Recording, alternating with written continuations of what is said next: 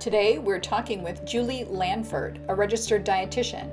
She'll be sharing her expertise on nutrition and cancer, truths and myths. So welcome to OsteoBites, everybody. My name is Anne Graham. I'm an OsteoWarrior and Executive Director of MIB Agents. Before we get started, if I can ask you to stay on, just a small request. At the end, we're going to have a very cool MIB Agents announcement. So if you could stay, that'd be great. Okay, let's go. It's a gorgeous day today, which deserves a great snack. I'm on my best snack behavior today, given our guest and the topic. So I brought an apple. We won't talk about what I normally have as my snack. Today, we're talking with Julie Lanford. She's a registered dietitian who will be sharing her expertise on nutrition and cancer, truths and myths. So excited for this talk. Julie Lanford is the Wellness Director for Cancer Services, a nonprofit in North Carolina. She received her degree in biology from North Carolina State University and her master's in public health nutrition from the University of Carolina at Chapel Hill. She is a registered dietitian, a licensed nutritionist, and board certified specialist in oncology nutrition with 15 years of experience. She can be found on her website at cancerdietitian.com, which translates evidence-based nutrition guidelines for everyday life. I'm going there. That's such a good idea. We all know there is much to do to make it better for osteosarcoma patients, and we need your help to do it. If you can walk, run, or bike, please do it this summer for kids with cancer. Recruit your friends and create a team, challenge your coworkers, or run solo. Just make it better. You can participate anytime from June 1st, which is like now, through August 31st. You can do a 5K, a half marathon, a full marathon, or a combination of all of them throughout the summer. Treadmills and Pelotons count too. We have lots of vaccinated teams getting together in real life with their dogs to outrun, outwalk, or outpedal osteosarcoma. You can bring your cat too, if that's your jam. We are grateful for the sponsorship of BTG Specialty Pharmaceuticals in outrunning osteosarcoma. You can join or create a team at mibagents.org/outrunning. All of these links, by the way, that we're talking about today will be shared on the podcast and on YouTube, where all OsteoBites and MIB Agents videos live. Over to you, Julie. Awesome. Well, thanks. And thanks for inviting me today. I do want to start just kind of explaining my expertise. So you already heard about my degrees, which of course is interesting and all, but the reason that I really point this out in most of my presentations is because there's so much misinformation about nutrition and cancer that I think it's really important for cancer patients, survivors, caregivers to really dig in and make sure that if they are getting nutrition information, they can trust that it's from a reliable source. And so that's why it's important for me to tell you my expertise so that you can feel like you can trust me. So I am a registered dietitian nutritionist, which means that I have a 4-year degree in nutrition from an accredited college. I am a board certified specialist on oncology nutrition. So that's an extra credential on top of being a registered dietitian. And it's real fun because I have to take an exam every 5 years to prove that I'm current and updated on oncology information. And then I do have a master's in public health from Chapel Hill and a BS in biology from NC State. And for those of you who are not from North Carolina, those are like, competing schools. So I say I have a heart divided, but I did not grow up here, so it didn't seem to matter to me. So anyway, that's just so that when you read or hear or someone gives you nutrition information, I always recommend that you check into their credentials to see if it's even something worth listening to. Otherwise, you can just put your nice smile on and kind of let it go in one ear and out the other. So our topic today is cancer nutrition myths and truths, but I do want to just touch base really broadly about what nutrition can do for you during treatment. So if there's anybody who is in treatment, either during sort of acute treatment, or even if you're on more of a longer term therapy, and you have any nutrition related side effects, I always like to remind people the role of nutrition and how it fits into your treatment regimen. Because I will have calls from people or emails from people who are like, well, I don't really want to do treatment, because who really wants to do treatment? And hey, I think I'd rather use nutrition to cure my cancer. And I have to tell them, educate them, well, that is not the role of nutrition during cancer treatment. The role of nutrition is to essentially repair and maintain and support all the cells of your body. But treatment is essential to target the tumor and to kind of use the tools that have been developed or discovered to make sure that the tumor is treated as effectively as possible. Nutrition is not a treatment, but nutrition is really key to help you feel as well as possible during treatment, to recover afterwards, and to really maintain an optimal health as much as possible for your overall whole body. So this is my lovely graphic that I made here, because I can't really draw, I just have circles. So we do want to take care of your whole body. When it comes to nutrition during treatment,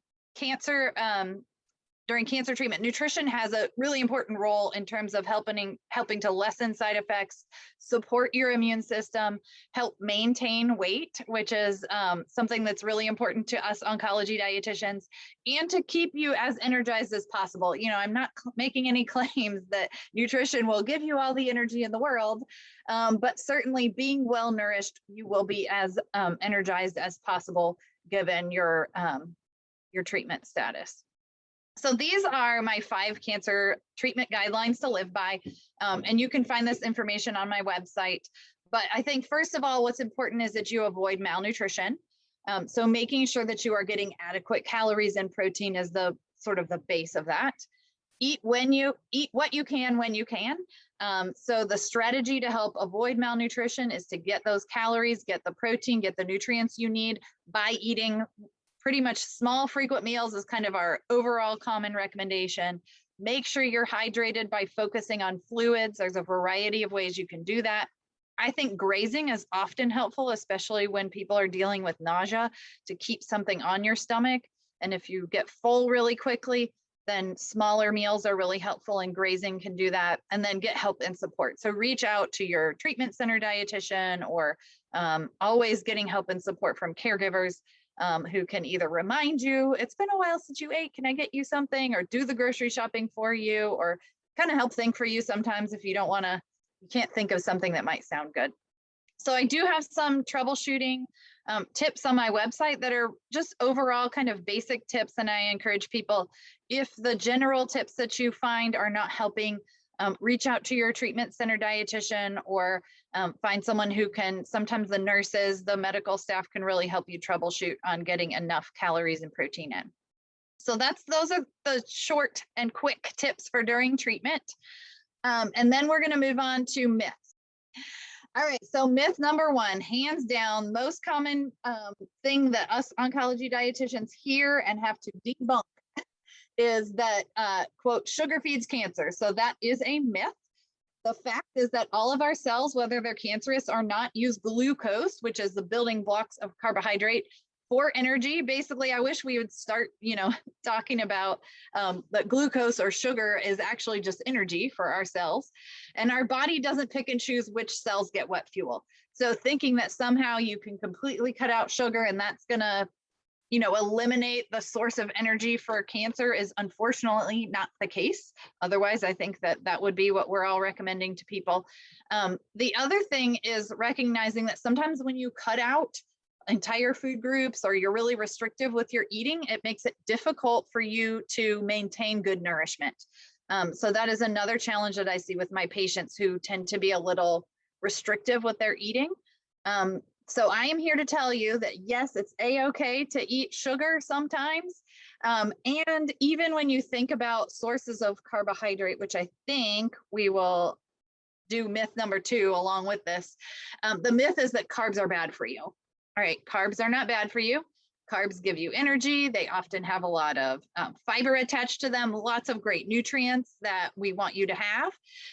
And things like whole grains, beans, fruits, starchy vegetables like potatoes, peas, corn, all have a lot of really great nutrients they have fiber, they have prebiotics that are beneficial to our bodies and our immune systems. So we want you to eat carbs, and we want you to have them pretty regularly throughout the day. Now, yes, I would like for you to choose the quote healthier carbs more often, but I will say that even, anybody should be able to find room in their moderation plan to have brownies, or if soda is your thing, or I'm in the South, so sweet tea. There are ways that you can, have those in moderation so that you can still meet your taste buds and your nutrition needs all at once. So myth number 3, you need to worry about pesticides on your food, and therefore organic foods are healthier. That is a myth.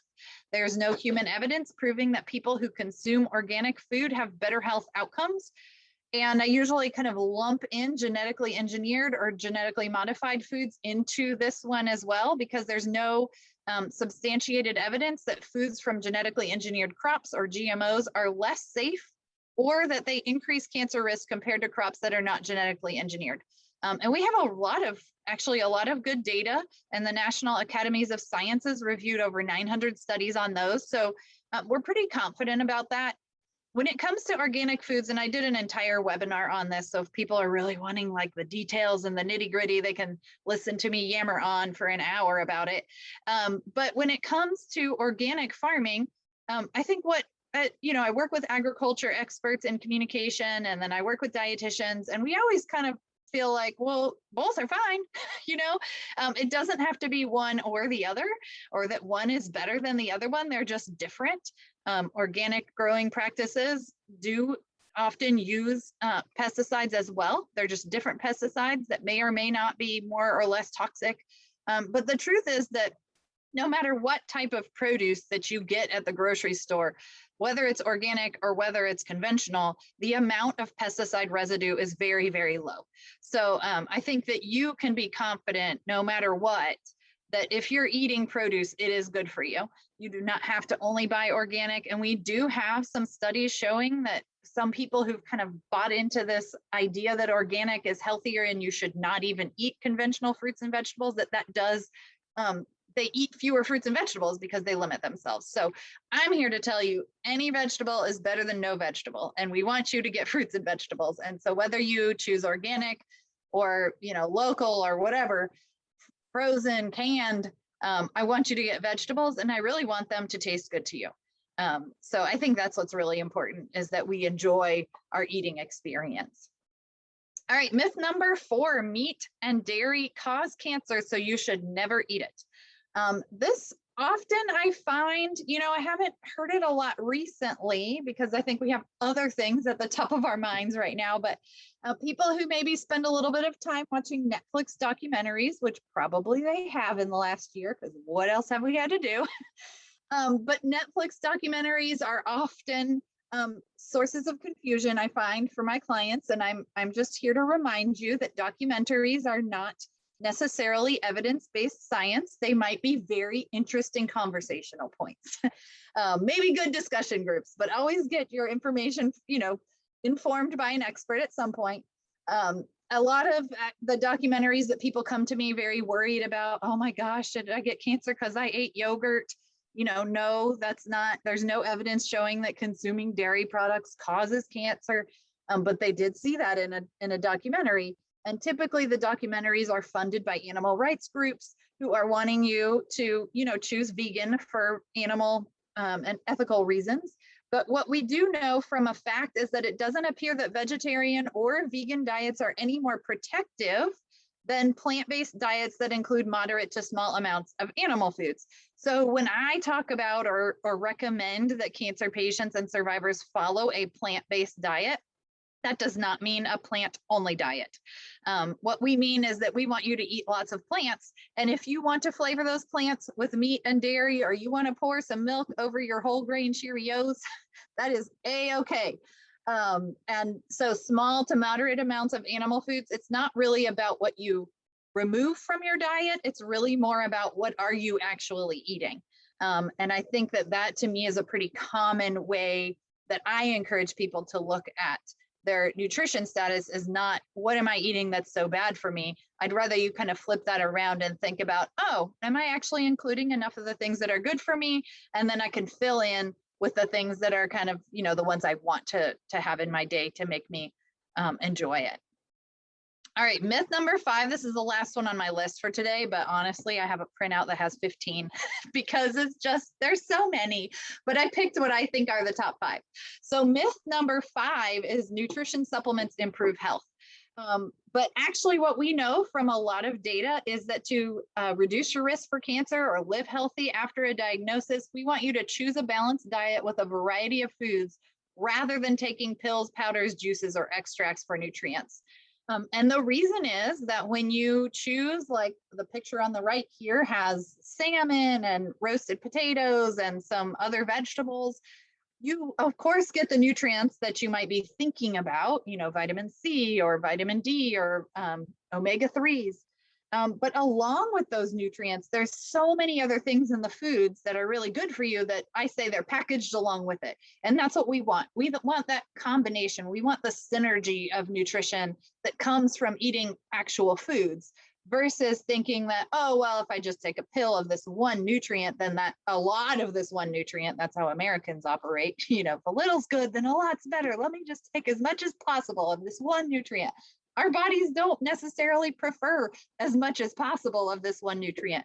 We benefit best from a moderate amount and a mixture of what our body needs. And actually our intestines are pretty much very in touch with the rest of our bodies to like digest and absorb more or less of certain nutrients based on what our body's needs are. And we're really good at that. And so there's no good reason unless you have a diagnosed deficiency. And that's when supplements come into play. And, you know, the nice thing about working in oncology is that many cancer patients are getting blood work done very regularly.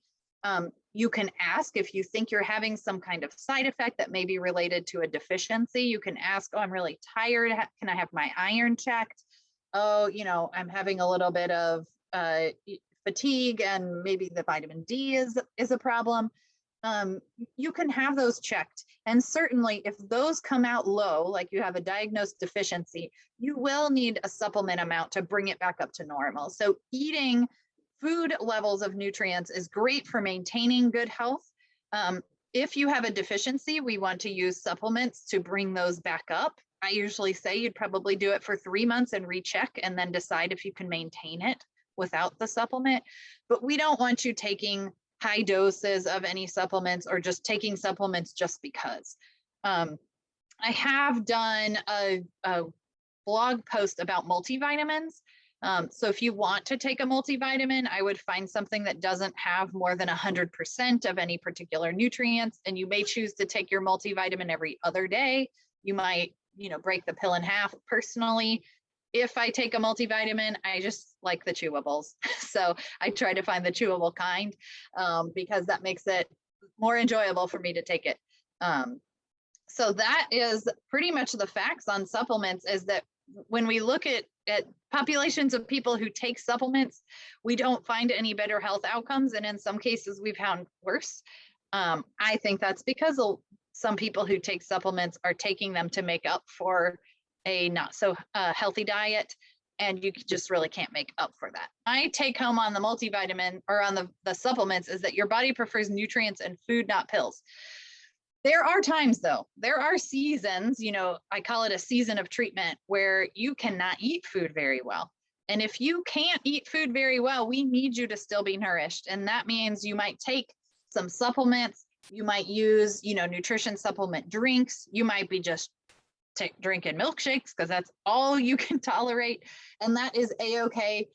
We want you to be nourished and to get those needs met however possible. And I will kind of just let you off the hook in that case, that as you go through a season, your body will recover and be just fine. So if all you can do is live on milkshakes for a couple of months and that keeps you nourished and gets you through treatment, that is a-okay. All right, any questions so far? On vitamins, what we regularly hear is that no single human can eat a diet that is rich in all of the vitamins and minerals that you need every day. I would say, I think that the data pretty much says if people can eat and it doesn't even have to be a perfect diet. Like, I'm not out here giving people gold star stickers for having a perfect diet. Like, the purpose of eating healthy is so that you are nourished to enjoy life. So that you don't get some kind of award for, having a perfect diet. Good enough is good enough. And actually, I think it's relatively easy to eat good enough and meet your needs so that you don't really need a nutrition supplement. Now, again, I don't think that you're causing any harm by taking a multivitamin. I mean, those levels are low enough. It's kind of like, top off my stores, maybe give me a little insurance policy, as long as you don't have that mentality of, well, I can skip this fruit or vegetable because I'm taking a multivitamin, I don't think there's anything wrong with taking a multivitamin. And yes, there are those cases, based on your medical history, where we might kind of pinpoint some things where we're like, well, this doesn't quite work exactly right in your body. So we're going to need you to make those up with these other, tailored kind of strategies. But for the most part, I think people can get the nutrients they need through the foods they choose. There's a lot of debate, about, and vitamin D was just a great example in the last 10 years. People were like, oh, we really need our vitamin D levels to be like at this certain level. They used to say, oh, it should be over 50. But we don't really think that's true. To get your levels up over 50 would actually take quite a lot. And so they kind of looked at that, and now they're back to, okay, well, over 25 is fine for your, for most people's vitamin D level. So I think, and the evidence says that getting your nutrients through food should be adequate. However, adding a multivitamin might just kind of give you that peace of mind. And then always, talking, especially in those situations, the bone health situation, as people get older, it's like, well, you might not eat as much because your body just doesn't need as many calories. And that means, oh, now my food choices are even more important because I'm trying to meet my nutrition needs with less food. So in those cases, we kind of pick a little bit more, but for the most part, you can get it with food, and then a few little strategies around that. Okay. Another question is, what's the maximum amount of sugar someone should have per day?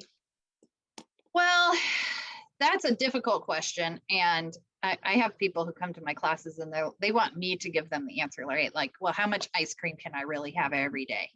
And I'm like, I'm here to coach you to answer that question for yourself. But when it comes to sugar, like, there's different types of sugar. So when I talk about sugar, I pretty much am thinking more of added sugars. So when we talk about fruits, there's no limit on the amount of fruit sugar you should take in. There's no limit on the amount of, healthy carbohydrates, whole grains, that kind of thing. There's nothing, I wouldn't limit that per se. When we talk about limiting, it's typically around sugar sweetened beverages or desserts or added sugars. And so the Heart Association has, like, I don't know, they say 6 teaspoons or 8 teaspoons a day. I don't measure things like that. Like, I think that it takes away from a good relationship with food if we start quantifying everything. And so what I encourage people to do is to think about their habits and to ask themselves, like, is this a good habit? Is this a bad habit? So I consider it a habit if you do it 3 times a week or more. So if we're talking about, let's say, sweet tea, or, someone just loves, I don't know, Dr. Pepper. And they're like, well, I drink a Dr. Pepper every day. Okay, well, so that would be a habit because that's more than 3 times a week. I might ask you, do you think that's a good habit or a bad habit? And you might say, well, I don't think I'd call it a good habit.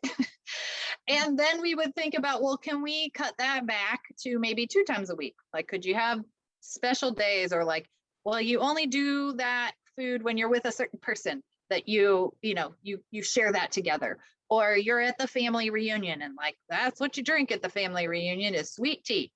So it really depends. I tend to point people more towards intuitive eating and mindful eating, and really paying attention to, well, if you really feel like you absolutely need to have that candy bar or the ice cream or the soda, even if you've already gone over your 6 teaspoons or whatever of sugar a day, I think that we should allow ourselves that, but also in the context of really tasting the food, not not eating it just because you're bored or you're stressed out, or, you know, kind of paying more attention to your emotions around when you're eating those foods. But to allow yourself the freedom to kind of decide one day that you want the 2 cookies and another day that, yeah, I just don't feel like having it. Or you take a couple bites and you're like, ah, that's all I needed.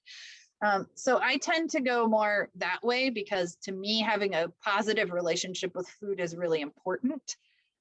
Maybe even, you know, more important from an overall health and wellness standpoint than having a perfect diet, if that makes any sense. So 6 teaspoons, just because. So 6 teaspoons, a teaspoon grams? is 4 grams of sugar. That's 4 grams? Or 4 grams of sugar. So added sugars, if you're thinking about, it is a little bit handy now. The food labels, they used to just put carbohydrates. And it was very confusing because you didn't know, like, milk has carbohydrate in it, and sugar, it'll call it sugars, but it's not added sugars. So I don't think you need to do any kind of limiting of natural sugars. And that would be milk sugars, fruit sugars, those kinds of things. We're only talking about the added sugars. Okay. So 6 teaspoons is 24 grams of added sugar. I think a Coke has 30 grams of sugar. Yeah. I mean, that's all it is, you know, so it's a lot per volume. If you think about, like, even juice has, you know, it's fairly concentrated in, quote, natural sugars, because that's squeezed juice, right? Like if you ate an orange, it would be this big, but if you squeeze the juice out of an orange, it's like that much. Yeah. So if you think even about a Coke, if you drink 4 ounces of Coke, that might be appropriate, but we don't drink 4 ounces of Coke, do we? No, 12, 16, or 20 ounces is where we're going. So that is the other thing, is like, if somebody really wants to have a Coke every day, like that is just their life-giving habit. If they can pour it over ice in a little cup and like put a, you know, an umbrella on it and sit out on the deck and enjoy it. Like, to me, that's the way that we go about it. It's not just like, well, let me drink the 20 ounce every single day just because. But I want it to be very intentional, and to bring them a sense of well-being while they're having it. Well, I like the phrase life-giving habit. I think I'm going to use that. Well, and alcohol is another one that, you know, it's not in here, but that's one that people have a hard time with as well, because, you know, the recommendations around alcohol and cancer is, well, we wouldn't really recommend it. So then we have these definitions of moderation, and I talk with people, well, I mean, is it a habit? Do you want that habit or not? Do you need it? And I have some people who, they drink wine every single night making dinner, then they went through cancer treatment and they were just like, you know, I don't think I need it. And they decided, well, I just liked drinking something out of the fancy glass. So they replaced the glass, they replaced the drink in the glass. They still use the glass, the wine glass, the fancy stemware, and they put like LaCroix or something else in it, and they still get the same experience. Or some people are like, well, I'm going to have alcohol a couple times a week and that's no big deal. And other people are like, no, I'm going to have a drink every day, and that's just how I want to live. And all of those choices are fine as far as I'm concerned. It's like, you have the information and you know what you do best with and which risks, you know. So maybe someone drinks alcohol and they don't want to eat processed meats, you know, like, you just have to balance what works for you. And I think that there's a lot of things to consider when it comes to, you know, nutrition and wellness, that anyway, that you have to work with those guidelines and fit them into your life. Okay, great. All right, you ready for the truths? Onward. Okay, so these are the truths. So these are the things that I think are really important for you to focus on, and then you figure out those other sort of risky behaviors on your own as to how they would fit in. But this, to me, these are the important, and I think I only have 3, maybe even I whittled it down to 2. The key important truths to know regarding nutrition and cancer, first of all, and you can find, there's 2 different places that I think have really great, basic, simple guidelines that are evidence-based. And you can find those from the American Institute for Cancer Research. So I'll send these links out so you can add them to whatever, the show notes or whatever you call it. So the American Institute for Cancer Research is one group, and they are AICR.org, and they have several recommendations. And then the other is the American Cancer Society, and both of their recommendations very much line up together. And so I've kind of picked out what I think are the biggest and most important things for you to do. And this is the first one, my very favorite one, which is eat more of a variety of vegetables, fruits, whole grains, and legumes such as beans. So when I'm talking with my clients, this, like if I have someone bring me a food log, that's usually if somebody wants advice from me, I'm like, all right, you're going to do your homework first. And they send me a food log, which is anywhere from, 3 to 5 days worth of normal eating. I don't want them to, change their habits and then tell me what they do. I want their normal eating. Usually it would include like 2 weekdays and a weekend or something. So I can get kind of a sense of what is their daily flow and how they typically choose foods. And I get out a little green highlighter and I highlight every fruit or vegetable that's on the list just to kind of see, well, where are we in terms of our plant food or our produce intake? And that's the number one first thing that I come from in terms of recommendations. Because I think, first of all, it's more fun to focus on the things that you should have more of, like who wants to be told what they can't have? We want to learn more about what we need more of. And the honest truth is that our bodies function best when it has the nutrients that it needs to function. And there's no other way to get those nutrients except, chewing, swallowing, and getting those into our bodies through our intestines. And so we have quite a variety to choose from. I mean, there's lots of cultures in the world, lots of, different ways of eating, even within our country, people's food preferences. But they all pretty much, when you look at healthy eating guidelines across, all cultures, they're going to focus on eating lots of fruits and vegetables, whole grains, beans, nuts, seeds, because plant foods give important nutrients called phytochemicals, or if you're scared by the term chemical, we can call these phytonutrients. But they're just the basis for a cancer-fighting diet and really for a healthy diet overall. This is good for, heart disease, diabetes prevention, bone health, everything across the board. Phytonutrients, which come from plants. And again, when you take a multivitamin, you only get a select few nutrients. When you eat plants, you get this huge variety of nutrients. And they really do work together. They help to neutralize damage to cells. That's where antioxidant function comes in. It supports the immune system. So I spend a lot of time basically helping people brainstorm, are they getting enough fruits and vegetables? And some people are, and that's awesome. And I'm like, good job, let's keep it up. And some people aren't, they need some tweaks here and there. But I do spend a lot of time helping people figure out how can we make sure that we're having enough of those and the kinds that taste good to them. And then the second truth that I think is really important is not actually in my expertise, but it's that balance of you can nourish your body with all the right foods, but if you're not using it to maintain muscle, to get your heart rate moving, it's going to be difficult to have good overall health. So being physically active for at least 30 minutes a day, limit sedentary habits, because our bodies function best when we're actually using them. And because of this piece about cancer-related fatigue, there's really nothing else that's been proven to assist with cancer-related fatigue, improving mood. And a lot of people ask me about, well, what can I eat to boost my metabolism? And I'm like, you can't eat anything to boost your metabolism. Like your muscle cells kind of is what fuels your metabolism. And the only way to build your muscle cells is through exercise. You can eat all the protein in the world. That's not going to build muscle. It might help if you're exercising, but just eating protein does not build muscle. So when we think about the truth of eating plenty of plant foods, I think your food intake pattern is what's most important.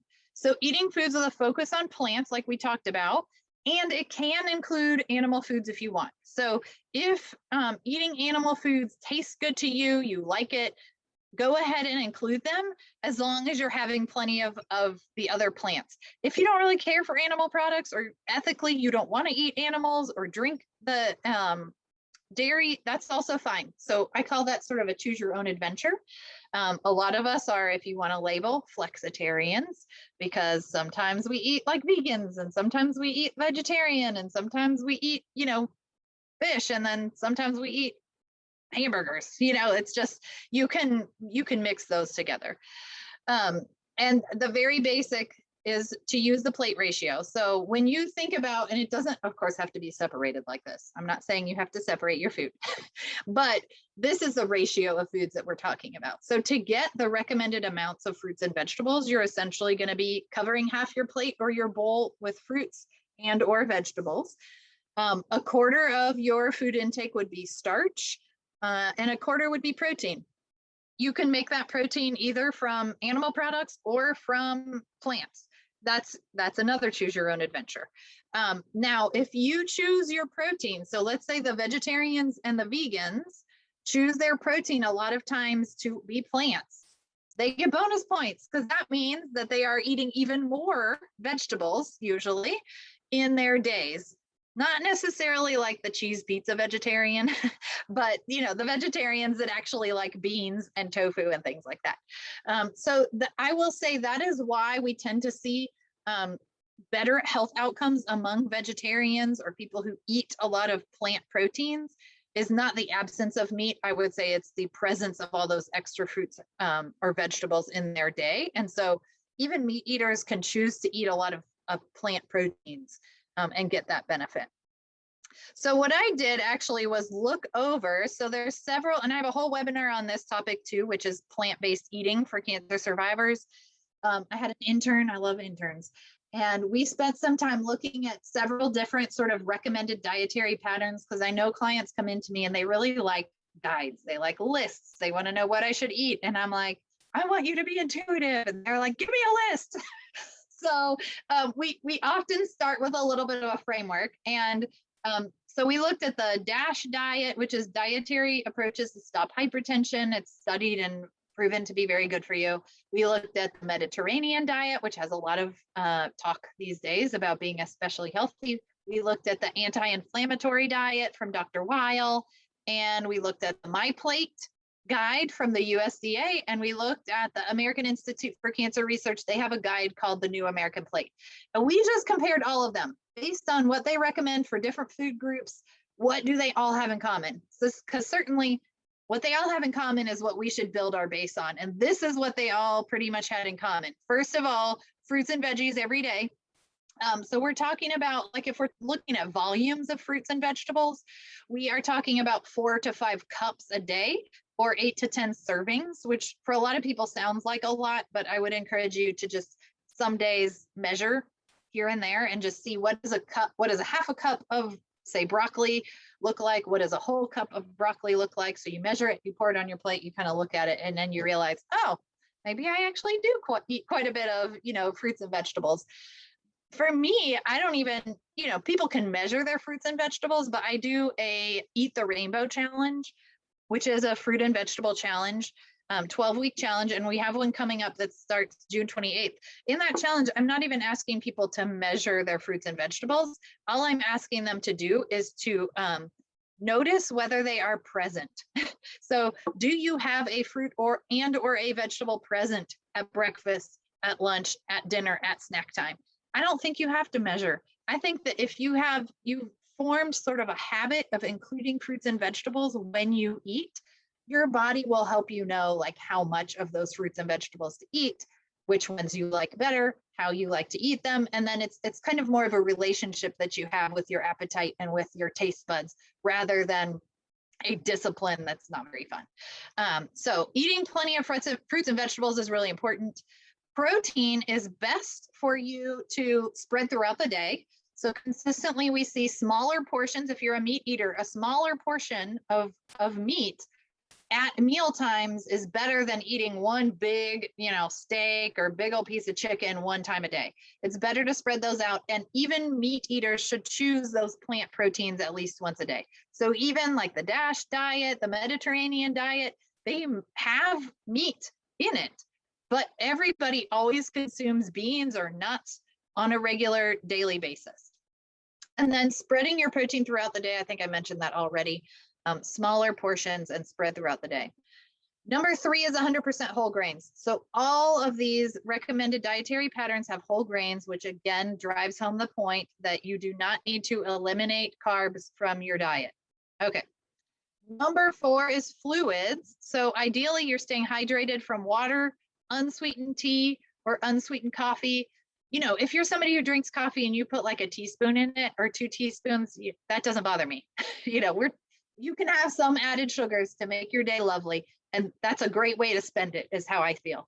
But going to Starbucks and getting the mocha that has, you know, 4 pumps of syrup and all the whipped cream, it's like dessert in a cup. We don't want that on a regular basis. So getting your fluids these ways is best. And then flavoring your foods. So if you flavor your foods with plant-based herbs and spices, you add more phytochemicals or phytonutrients or plant nutrients into your day. And that's like an added bonus too. So you think about, okay, I'm having plenty of fruits and vegetables. I'm having plant proteins regularly throughout the day. If you're sprinkling some like dried herbs or fresh herbs or cinnamon, you know, on your oatmeal or whatever, those are more plants that you're eating. And that's more phytochemicals and more nutritious foods that you're getting into your day. So I think those are, I mean, first of all, they taste really good. So you get good food and nutrition. And then choosing plain versions of foods whenever possible and flavor them yourself at home. So when we're talking about added sugars, I would prefer you add the sugar at home. So let's say you buy yogurt. A lot of yogurt has, quote, fruit on the bottom, right? Well, I'd rather you put fruit on the bottom of your bowl and put yogurt on top rather than the jelly on the bottom. Even if you wanted jelly on the bottom, I'd still rather you put your own jelly in the bowl, because then at least you are aware as to how much is going in there. And then the sweetened yogurts often do just have, I think, a lot more than people would typically add themselves at home. So the other option is to buy an unflavored and a flavored and kind of mix them together, if that's the lazy hack, Julie's lazy hack. If you don't want to have to, you know, get the honey out or the sugar and make it all yourself. So let's see what else I have on here. This is just bringing home the point that food should not take more, you know, space in your mind or in your wellness plan than it deserves. So remembering that, yeah, you don't have to have a perfect diet, and it should not sort of take over other aspects of your health and wellness. And that's where, you know, this positive relationship with food, I think, comes in. It's where figuring out, like, sometimes we do use food as a place of stress management or, you know, those types of things. And they should work together and complement each other rather than feeling like they're fighting or that food is sort of taking over. And I do have some clients where we kind of have to step back and maybe lower the bar on our food and nutrition expectations so that it can fit nicely in supporting overall health and wellness, because it all works together. And the other thing I'll say about this too is if somebody is in treatment, or maybe in the past you didn't have such great eating habits, you know, don't worry about it. We can all go through those seasons. And what's important is sort of taking the information that we know now and going forward and trying to make our overall health and wellness plan work for us going forward.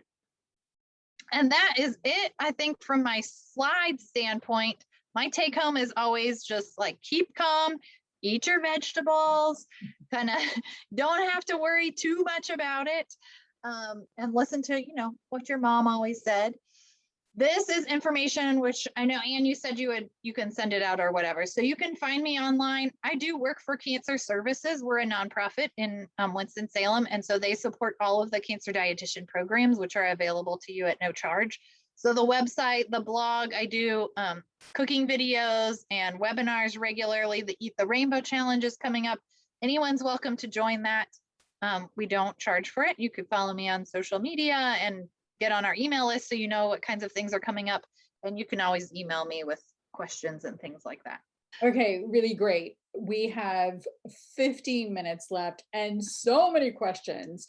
So we've got to get through, as quickly as possible, I think.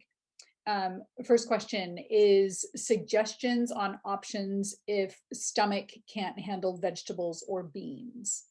Yes. Okay. So there are some times where a couple of things. So if it's digestive issues, some people don't tolerate fiber very well. They've had, you know, parts of their body removed or radiated, or chemo's just like taking out their GI cells. They just can't function. A lot of times that means a couple of things. So cooking foods helps make it more digestible. You can cook them. Pureeing foods makes them more digestible. So if you haven't tried it yet, I would try a cooked, pureed kind of soup, or smoothies, you know, is another option for pureeing foods.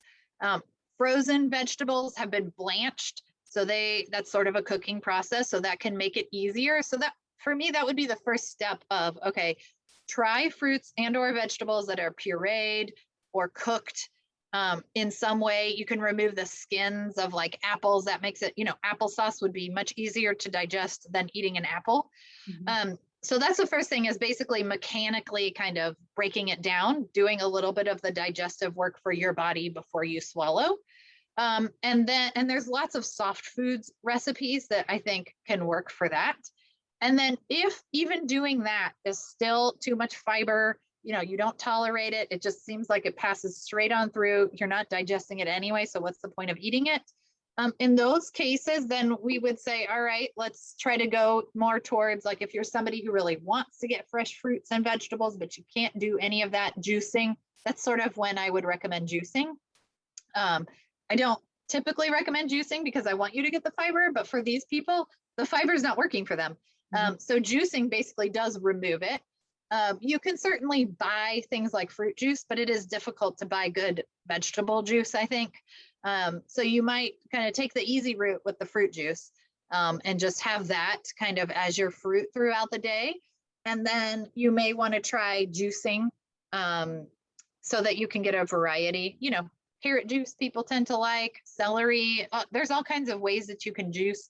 The juicer itself can be a little expensive, and it is hard to invest that kind of money when you're not sure that you're going to like it, so if you know somebody who has a juicer that you could just borrow it or have them make you some juice, that would be even better. Juice, it does go bad faster. So especially if you are immune compromised, I would tell you to drink it as soon as you make it. There may be ways that you could freeze it, but that would be something where you don't want to keep it in the fridge for a long time. Right. Okay, so this is a question. It says there are many studies on UCSF website which talk about slowing cancer by preventing insulin spikes after eating. A Harvard researcher said that is signaling a pathway, and it has a huge influence on cell decisions on when they should divide. Also, these studies talk about intermittent fasting. Can you talk about any of that? Yeah, so when you're looking at studies, you've got to dig in and see, was this actually done in humans? So a lot of nutrition research is done, it starts basically in like mice or even in Petri dishes. So things that are done in Petri dishes or in animal models, while very interesting, are not applicable to our daily lives as humans, because it turns out we're not Petri dishes and our bodies don't work as Petri dishes, and nor are we rats. Because they usually choose an animal model that represents a certain organ, but a rat does not digest, absorb, function like a human. So I always say those are very interesting. And I think if you're a scientific kind of detail, you want to read it all, I think it's interesting. And you also have to remember, okay, not done in humans. And I would point you towards sort of the evidence-based recommendations. The AICR and ACS does not have any evidence-based guidelines on monitoring your blood glucose unless you are actually a diabetic. So when we talk about an insulin spike or spike in glucose or whatever, really, your body takes care of that all on its own. And unless you don't have the system working for you, and that typically happens more with, someone who has progressed diabetes or whatever. So to me, those things are interesting. And maybe in 20 or 30 years, I don't know if we have something with it, but right now I would say we don't have evidence or proof to sort of connect the dots between those two. But I will say that I am a fan of people not eating too much at any one time. And the way that you know how much to eat is, of course, to listen to your body, because your body will generally tell you when it's full, right? But not if you eat your meals in 5 minutes. So sitting down, like enjoying your meal, I don't think you're going to spike your glucose or spike your insulin if you are sitting there enjoying one bite at a time and paying attention to when your body says, hey, I'm pretty full now, stop eating. So those are things. And intermittent fasting was in there too. The data on that is really, really limited when you look at human studies. So I wouldn't say I would recommend it. Now, there's lots of things that people may want to try and see if it works for them. I will tell you, it's not an evidence-based kind of recommendation. I wouldn't go out telling people to do it. If somebody asked me if they said they wanted to, I would be like, well, all right, what are you thinking? Because intermittent fasting means something different to everybody. I tend to think that if you're going to do a fast, I don't like more than like a 14-hour fast, and it should be overnight. Because I think that if you wait too long to eat, you're ignoring your hunger cues. And I think that you don't want to train your body to ignore hunger and fullness cues. So I do think that those are important things to keep in mind. But I also think you can, just like you can be a vegan and a vegetarian in a healthy way, I think that you could find a intermittent fasting kind of routine that maybe does work for you. And I'm not opposed to that. Okay. More articles talking about starving cancer cells by preventing them from getting nutrients, especially glucose. What do you think about that? Sort of like starving. Basically, you can't. I mean, how would someone go about doing that? They would stop eating. And then they would be starving their entire body. And that's not going to get them the end result that they want. Yeah. Even if you don't eat any carbohydrates, so talking about kind of this idea of starving it of glucose, if you don't eat carbohydrates, your body is going to make glucose from inside your body and put it in the blood, and then the cancer cell is going to take it from there. And then what you have left is like your body is starved of glucose. You're using up your glucose stores, which quite honestly, you don't want to do if you don't have to, because you need them. So the idea, again, like the theory behind it and the idea might be kind of accurate. Yeah. But the practical piece of how you go about doing that is impossible without starving your entire body. Right. You can't just starve one. No, you can. Right. Yeah. We don't get to pick and choose. We don't get to. Yeah. Like if we could just do that, right? Cancer cells, stop taking my nutrients. Yeah. Yeah. And if you're going to take something, please take it from my hips. There you go. Let me pick and choose for you. That'd be so nice.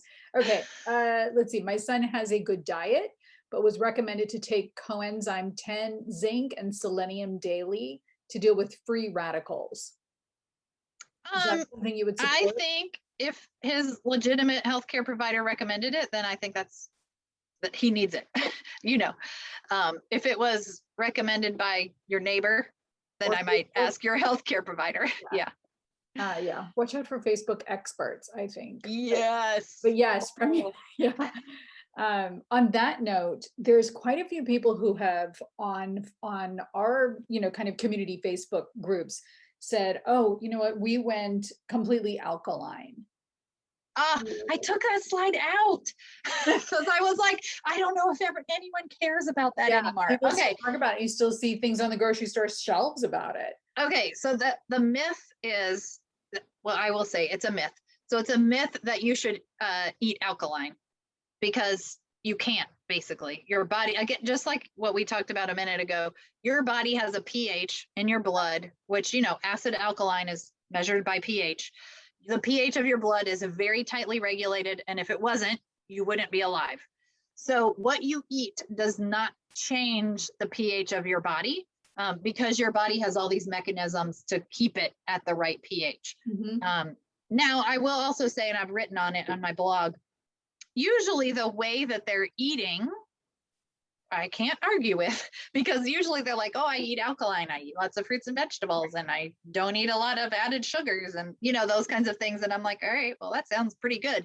The theory behind it, like the alkaline diet, is not based on any science. And actually, I mean, there was some alternative medicine practitioner in San Diego who was basically convicted and put in jail because he was promoting that and some other things as a cancer cure. So, okay, good to know that. Is there anything one can do to support your liver? It's specifically for any particular organs. Usually it's just an overall, like, nourish yourself as well as possible, and it will do what it can.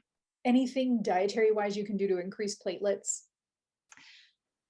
No, and this is like the same kind of answer, is like, nutrition just really it's not as therapeutic as I think we would like to believe it is. However, if you are malnourished, it is very difficult to sort of maintain good, healthy organs and blood cells. So ideally we are like, can we get you enough calories and protein? And then if you're able to eat, pretty well, okay, we want you to eat nutritiously if possible. But there's nothing real specific outside of, can you meet your calorie and your protein needs, which in itself is a challenge for a lot of people. This person is back and forth between constipation, diarrhea, with the medication that she's on, with the chemo that she's on. Any suggestions on do's and don'ts for her? Yeah, so that one's hard because of the well, we have strategies for one and we have strategies for the other, and it's hard if you're going back and forth. So what I would say is trying to have like a regular schedule. So like regular eating schedule so that your body gets into this, like it knows when food's coming, and like a routine, physical activity, plenty of fluids, because fluids help with constipation, but also if you're having diarrhea, fluids are going to replace what you've lost. So staying really hydrated, and then working with your medical team to figure out a bowel management regimen, because some people will need medications. Now, going back and forth, it's like, well, which medication are you going to need? But some things can help with both. And I'm thinking of like things like fiber, psyllium husk fiber can bulk up stools in terms of helping with movement and constipation, but also can sop up extra water. But I would not do that without, talking with your medical team, because you want to see what medications are you on? Is this going to be help or harm, kind of thing. And so that I think is important. I do have kind of 7 tips for bowel regularity. So I'm going to link that in the chat. It may or may not be applicable for this particular situation. So he, whoever it is, can look it over and see. And then I would say talking with the medical team about, is there some kind of regular, like I know some people, they've got diarrhea a lot. They just have to take Imodium. Mm-hmm. And then they're able to kind of eat regularly, but then is that going to cause them to have more constipation? That's a medical team kind of question. I have another list here of just my questions. Is that possible that you could have fed your child more broccoli or an alkaline diet and have prevented this cancer? No. I mean, especially when it comes to kids, when we talk about nutrition and exercise and lifestyle's influence on cancer risk, it's really most influenced over a long period of time. And so the idea that a child would even have enough time to, to build that kind of pattern up is no. Yeah. And heck, we can't control what our kids eat anyway. I mean, right. And, a lot of clients will, as I mentioned before, they worry about, well, now you're telling me all this stuff. And now I'm thinking like, what did I do? Or I have friends who are, just newly diagnosed, and they're like, oh my gosh, like, did I do something? And I'm always like, first of all, no one has any idea why anyone's cancer develops. Mm-hmm. And we all know people who did everything wrong mm-hmm. and did not get cancer, so right. It absolutely, but especially with kids, I feel like there's even less reason to believe that would even be a possibility. I like to say, especially with osteosarcoma, because dinosaurs had osteosarcoma and they were vegans. Many of them, not all right. of them, but not all of them, but some of them. But there's a lot of vegan dinosaurs that, anyway. So, okay. Yeah.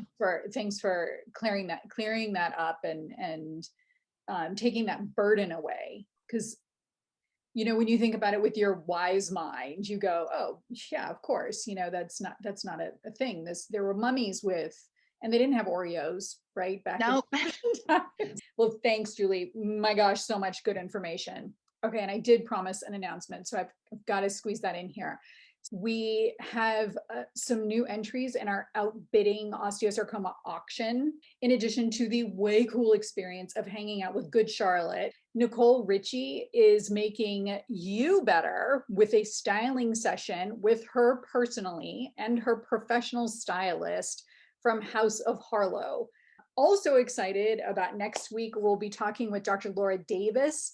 She's the Associate Professor and Sarcoma Program Director at Knight Cancer Institute at Oregon Health and Science University. And she'll be talking about new osteosarcoma clinical trials. Thanks everybody for hanging with us, for joining us today. And of course, thanks to our guest, Julie Lanford, for sharing your much needed expertise and especially your time with us. Really, really appreciate it. We'll see you next week.